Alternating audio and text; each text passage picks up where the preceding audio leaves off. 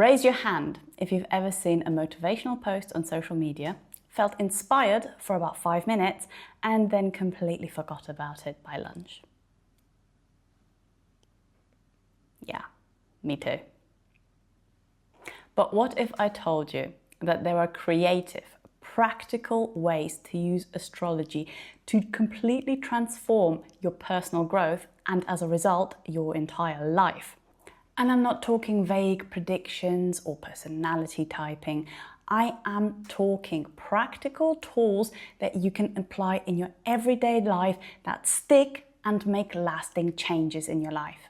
I'm Chrissy, and as someone who has spent over a decade on her own personal growth and years helping other people bridge the gap between cosmic wisdom and real-life practical applications, I'm still seeing that so many people get astrology completely wrong. Today, I'm sharing 5 creative approaches to astrology that go way beyond your sun sign and help you actually create sustainable personal growth in your life. Let's bust the biggest myth that still exists about astrology, that it's all fixed personality typing or doom and gloom predictions.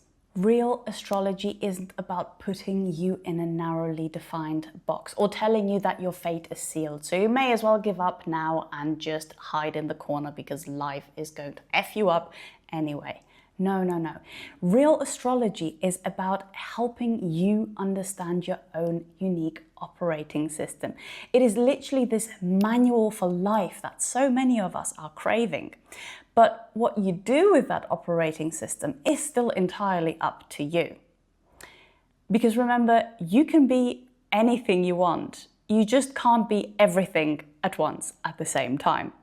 Astrology tells you when you should speed up, when you should slow down and take a break, and how to work with life's ups and downs according to your unique strengths and challenges. The world of personal development is huge. It has grown massively over time. From what used to be this dingy little corner of self-help books in your local bookstore to what is now a multi-million-dollar industry. And especially now that we have so much access to so much information, literally at our fingertips, it can easily get overwhelming.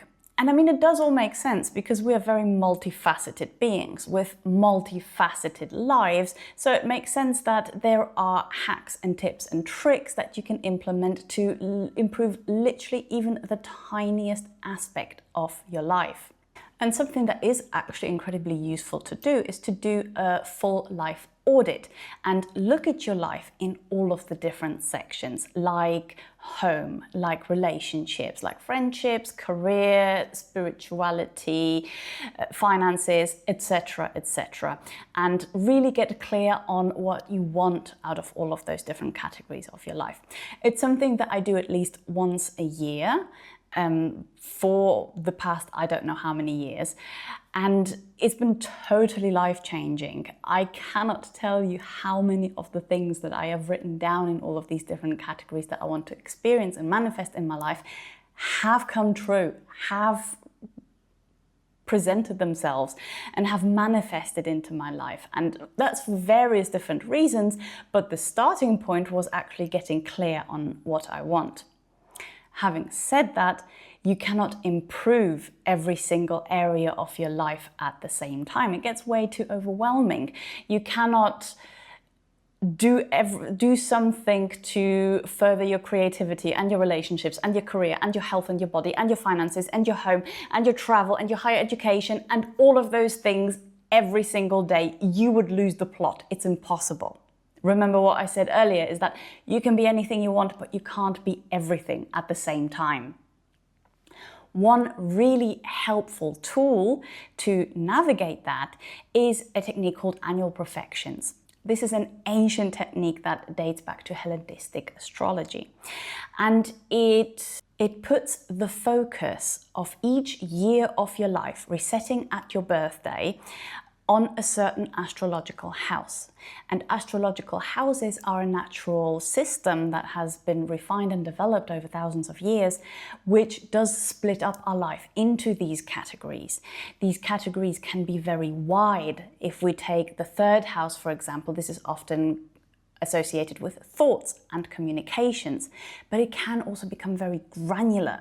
So the third house is not just thoughts and communications, it's also siblings, it's short-term travel, and many other things. And there is a common thread that runs through that house that helps us understand the symbolism behind it and the underlying pattern underneath it. And also a common thread that kind of runs through all the houses, like a developmental path in life that happens from the 1st to the 12th house. To help us make sense of that, a great book that, if you want to dive deeper into this topic, is The 12 Houses by Howard Sasportas. But anyway, annual profections are a system that places a focus on a certain house in your life per age that you are, essentially. So let's say you are 35.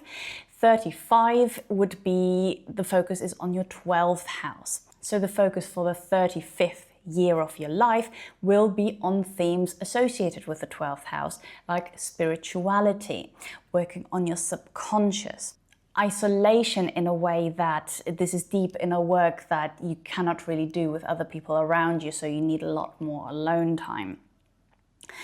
And this is going to be naturally more in focus at that year of your life. As a result, this area of your life will also benefit a lot more from any conscious effort that you put towards improving it. Of course, you can mix and match. Just because you're 35 years old doesn't mean that you should focus exclusively on spirituality and let all of the other things fall by the wayside. Of course not. But it gives you an anchor. And it also means that any work that you put into that area of your life, once you improve that and elevate that, all of the other areas of your life will naturally elevate along with it. So it gives you this guiding post and it gives you a focus for the year so that you don't get totally frazzled trying to optimize every tiny little bit in your life. If you'd like to take that to the next level, look at the sign which is on the cusp of that house, which is in focus for any given year of your life. And that will give you clues on how to best approach your personal growth of that area. So let's say, for example, that house is ruled by Aries. That means that you will need to take a lot of physical action in order to benefit there. It will be less about thinking and more about doing the things and putting yourself out of your comfort zone and trying new things as well, because Aries is the pioneer.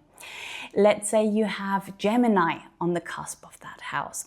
That would indicate that it's something that you need to have a back and forth with people around, because Gemini is all about the communication, the bouncing ideas from one person to the other. So you may benefit a lot from joining a focus group or an online community, or joining a club, or just having friends where you can have this kind of intellectual back and forth with them and these discussions. Or let's say whatever house is in focus is in the sign of Pisces, then you're going to benefit the most from having an intuitive approach, maybe taking more time to kind of check in with yourself and seeing what naturally emerges from within, if you allow yourself for a little bit of stillness and calmness and quiet. Okay, so we all know that waking up in the morning and going on social media first thing or checking your work emails first thing doesn't make you feel the best. We all know that. At the same time, we've also, unless you've been living under a rock, we've all been inundated with people's morning routines on social media, from the super aesthetic to the utterly chaotic to the absolutely ridiculous. And if you feel like your morning routine is never going to be that Pilates girly Pinterest perfection, don't beat yourself up over it, because maybe it's not supposed to. Your rising sign or your ascendant shows how you naturally approach new situations or start new cycles. And that includes the start of a new day. So here are some ideas to get you thinking about what you may like to include in your morning routine depending on your rising sign.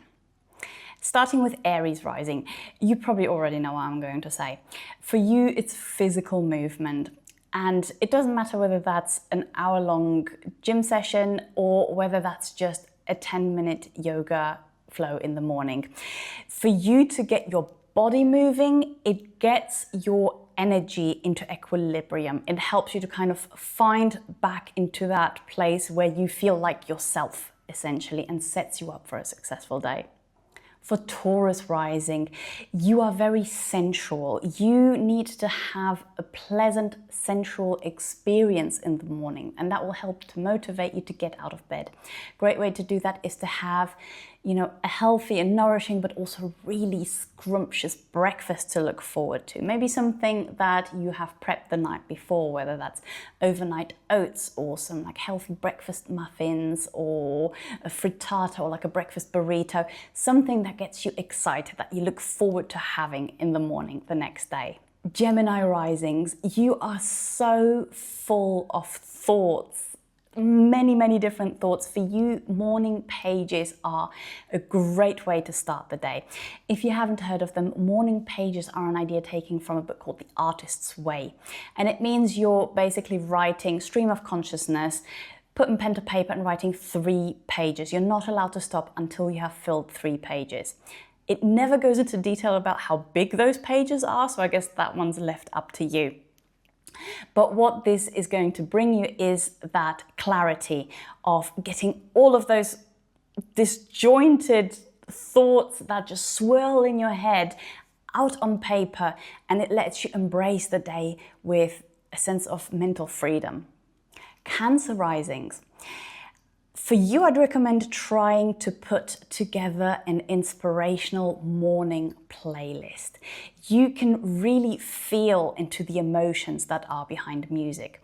So you may even want to have more than one morning playlist. You may want to have several depending on what mood and what energy you want to embody that day. Maybe you will have one that's really inspirational and adventurous. Maybe you'll have one that gets you really pumped up and full of energy. Maybe you'll have one that's kind of calming and soothing. But put together some songs that you can feel in your body and that let you soak up that emotion that you want to continue feeling throughout the day. Leo risings, you are all about embracing that main character energy and making things happen. So for you, a great morning practice is you can do this while you're getting ready, while you're brushing your hair, putting your makeup on, whatever it is you do.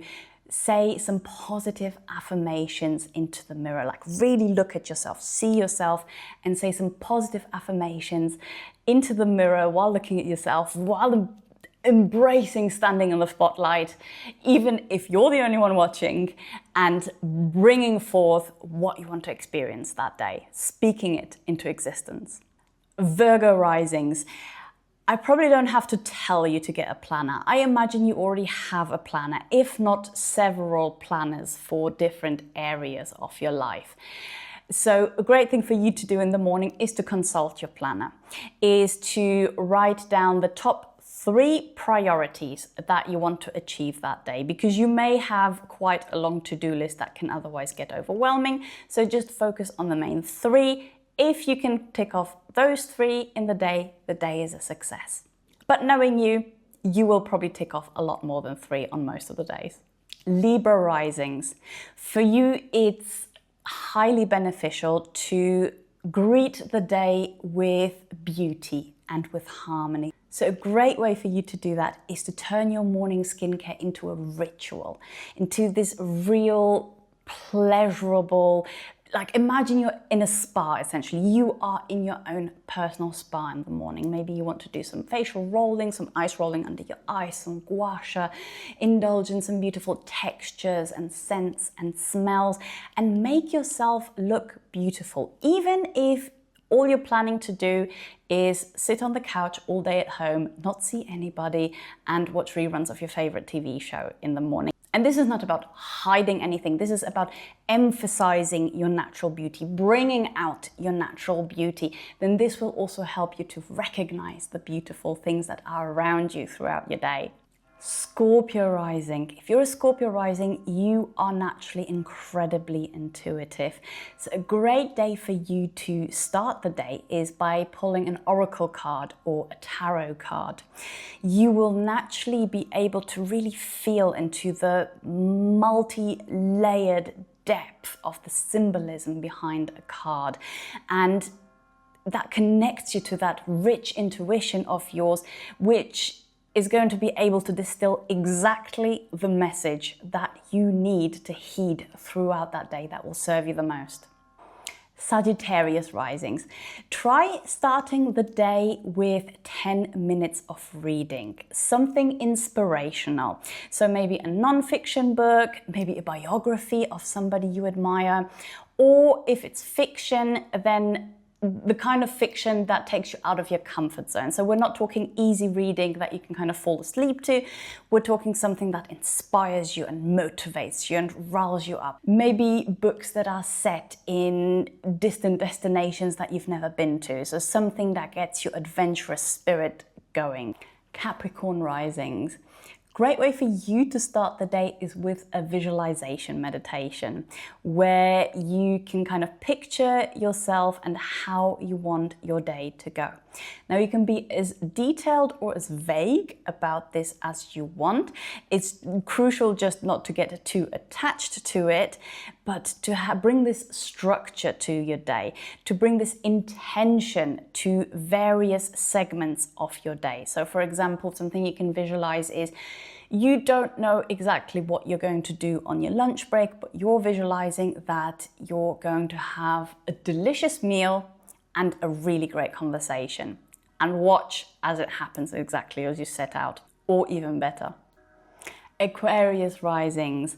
So with Aquarius being an air sign, but a fixed air sign, a great practice for Aquarius risings in the morning is breath work, a way of getting this air moving, of lifting yourself up from stagnation, of getting your nervous system to a balanced and yet alert state. Breathwork is a fantastic practice for you that will help you really face the day with your own unique energy intact, allowing you to navigate anything that the day throws at you. Pisces risings. Very similar to Scorpio risings, your intuition is next level. And for you, often messages that are very important for you will come through in your dreams. So a great practice for you to do in the mornings is dream journaling. So you want to keep a journal next to the bed along with a pen and start writing down everything that you dreamed about as soon as you wake up, before your brain has had a chance to process it and as a result forget it. And then if you like, you can spend some extra 5 or 10 minutes really reflecting on the symbolism and the things that came through in that dream. And chances are you're going to pick up on some really valuable information that your subconscious is essentially speaking to you and communicating with you. Now, feel free to mix and match them. For example, if you have a lot of planets in a particular sign, you may find the practice associated with that sign also very useful to implement. Just don't make it too overwhelming, essentially. We don't want to get to a point where our morning routine, rather than set us up for success, just becomes this huge chore that we're dreading, and then you end up staying in bed and just procrastinating from the get-go. These are all just about honoring your unique energy and bringing yourself into balance and into alignment with your personal vibe, so that you can stay the best version of you throughout the day, because you reconnected with that essence of you in the morning. Okay, if you're still on the fence about astrology, although you're probably not if you're watching this far, or if you feel like mundane transits and these global transits just don't really affect you that much. And if so, I love that independent spirit, by the way. But if that's you, this is going to blow your mind. But it's also a great technique if you want to take planning really to the next master level. Fun fact, So the moon takes 27.3 days to orbit the Earth, but a full lunar cycle, so new moon to full moon to new moon, takes a bit longer than that. It's 29.5 days. And that's because while the moon is rotating around the Earth is also rotating on its own axis and is rotating around the sun, and the sun is also in motion. Either way, it means that the moon spends about 2.5 days in each sign. So this technique is going to take a little bit of upfront effort and a bit of upfront time, but don't be surprised if you find yourself totally hooked on this. So grab a journal, and each day you're going to write down 3 things. 1, the phase of the moon, so whether it's waxing, waning, new moon, full moon, etc. The sign or signs that the moon is in, because a lot of the time it will change halfway through the day. And finally, how you're feeling. And this is not supposed to be a long essay or anything. You just want like 2 to 5 keywords each day. If you do feel called to write more about that, feel free to do that. Just do that in a different space, because what you want is that you want to be able to see this at a quick glance. You want to be able to refer back to this information quickly and at a glance, because after about a month, better yet if you do it for 2 or 3 months or even longer, you are going to notice how there are certain patterns that emerge. For example, you may notice that you are feeling a lot more introverted when the moon is in certain signs and a lot more extroverted when the moon is in other signs. So you can plan any social outings and events around when the moon is going to be in your more extroverted signs. I had a client once who discovered that she was a lot more creative when the moon was in certain signs. And so she planned ahead to make sure that she had lots of space to do creative work, to do painting during those days, which really helped her. The sign of the moon can affect so many different things, and they're different for everybody.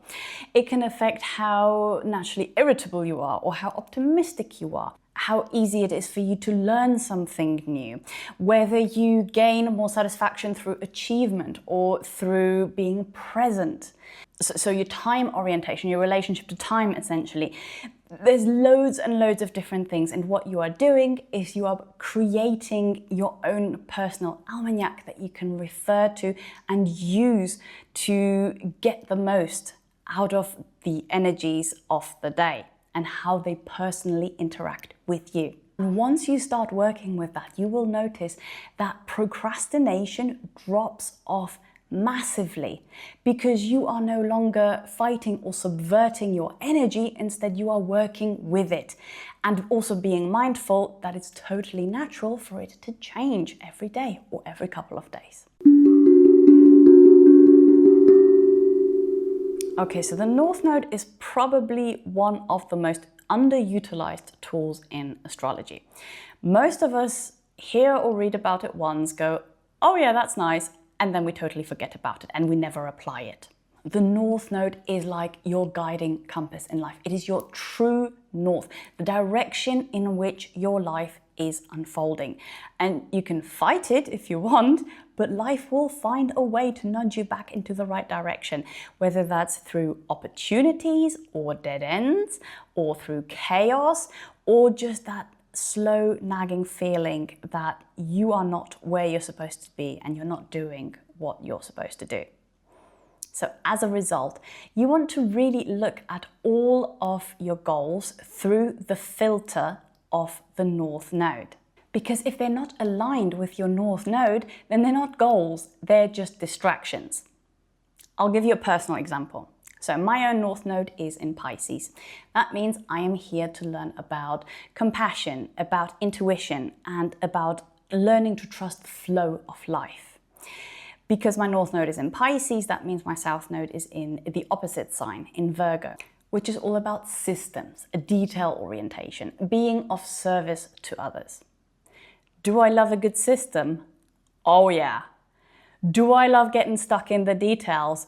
Oh my God, don't get me started. But if those systems and those details don't serve the purpose of getting me more in touch with my intuition, then they're not helping me. They're just distractions. They are just systems for system's sake or details for details' sake. They are there to stroke my ego and make me feel better about myself, but not about actually improving myself.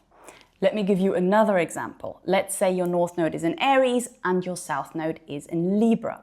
You may naturally feel more drawn towards setting goals that create harmony, that create balance, that make you a people person, a team person, and that make you not stand out from the crowd too much, but rather blend in. But what you should really be asking yourself is whether your goals are putting you in a position where you are becoming more confident, where you are naturally taking the lead, taking charge, being the first to do something, and so standing out from the crowd in that way as a leader. Otherwise, those goals are not actually helping you grow. They're just distractions. Okay, so it's no secret that I am a huge proponent of meditation and mindfulness. It's the one practice that's helped me probably more than any others because it gives you back control over your mind, which can so easily get hijacked by so many other things, especially these days with social media and with smartphones, etc. And the thing is, once you regain that control over your own mind, that naturally cascades to every other part of your life. But the thing is, the same style of meditation doesn't work for everybody. And so a lot of people try it and get discouraged, and then they give up before they can see tangible results. So here's something that you might like to try. Take a look at your chart. You only really want to be looking at the main planets, the angles, and the lunar nodes for this one. So leave any asteroids, etc. out of this for now. And you want to take a look at which of the 4 elements dominates your chart. And based on this, try one of the following meditation techniques. If you have fire dominant in your chart, then sitting still for 20 minutes for you is probably going to be like torture. At least at first, you can grow into that, but it's not really how you should be starting your meditation practice because you can easily get totally discouraged. Instead, try an active meditation, like a walking meditation where you go on a walk in nature or even in your city without any headphones on, without your phone, without any distractions. Or things like yoga, things like Tai Chi or Qigong. The only thing you want to be mindful about is this trap where everything is your meditation, and then when that happens, nothing is your meditation. You really want to be intentional about the movement and pay close attention to what you are doing. If your chart is earth dominant, you tend to fare the best with more traditional meditation and mindfulness techniques. Although it can be quite helpful for you to have an anchor, like a mantra, like in transcendental meditation, a sound, or even something like the smell of incense. One of the meditation techniques that is hugely beneficial for you is one where you really feel into your physical body, the space that is occupied by your physical body and the space that is just that little bit beyond your physical body. This is a great technique for you to try. If your chart is dominant in air, you may wish to try a guided visualization meditation. Because the thing is, air-dominant charts have very, very fast and very, very active minds. So when there is nothing, when it's just silence, then your mind will naturally make up for the silence. It doesn't like silence, and it will naturally turn up its volume to make up for the lack of volume around you. Likewise, if you just have somebody talking to you and telling you how you should focus on your breath, then you are seeking that back and forth where you kind of want to share your experience with that person, but you can't do that. So again, you get distracted, you get thrown off course, thrown off into a loop. But when you're doing a guided visualization, you can conjure up imagery in your mind, and that imagery takes away that urge to share, that urge to have these words and thoughts circulating. It keeps your mind occupied enough while keeping this incessant chatter down to a minimum. If your chart is water dominant, try meditating just to music, like some sound baths or some healing frequencies like solfeggio frequencies. Because you are so highly intuitive and emotional, you can connect to music and to sound frequencies on an emotional level, and they in turn offer a shortcut to that blissful, peaceful state of mind that can otherwise take a very long time to achieve. Okay, very important, before you get overwhelmed with all these, pick just one thing, one technique, one tool that spoke to you, and just start there. Start small and make it sustainable. Try one of these techniques for 30 days, see how you get on. And if you like, you can always come back and try another one instead or on top of the one you've already tried. Also very important to note is astrology is a guide, not a rule book. So make it your own. Feel free to adapt these to your own unique situation, to your own unique life circumstances, and play with them and adapt and adjust them as you see fit. So maybe you hate journaling, but you like taking voice memos. So you can put down your thoughts through long voice memos for yourself. Or perhaps tracking moon cycles on paper feels too restrictive for you. But what you can do is setting reminders on your phone to bring you back into that space. Make it work for you and your life. So I'd love to know which of these 5 tools resonates the most with you. Drop us a line in the comments and let me know which one you're going to try first. Or if you'd like a deep dive into any of the ones we discussed today. Also, maybe you have your own creative astrological tools that you use for your personal growth. Please do let me know, because I'm always on the hunt for tools and techniques that make cosmic wisdom practical and applicable. And if you want more content like this, practical astrology coupled with real life tools that you can apply starting right now, then do hit subscribe and tick the bell button so that you're notified of my upcoming videos. I post a new video every fortnight with ways that you can bridge cosmic wisdom with real life. Or if you're ready to turn your natal chart into your own unique personal growth system that evolves with you, you can book a one-to-one consultation with me through the link in the description box. Remember, the stars don't control your life. You control your life, but you can use them to navigate it with a lot more flow, ease, and peace.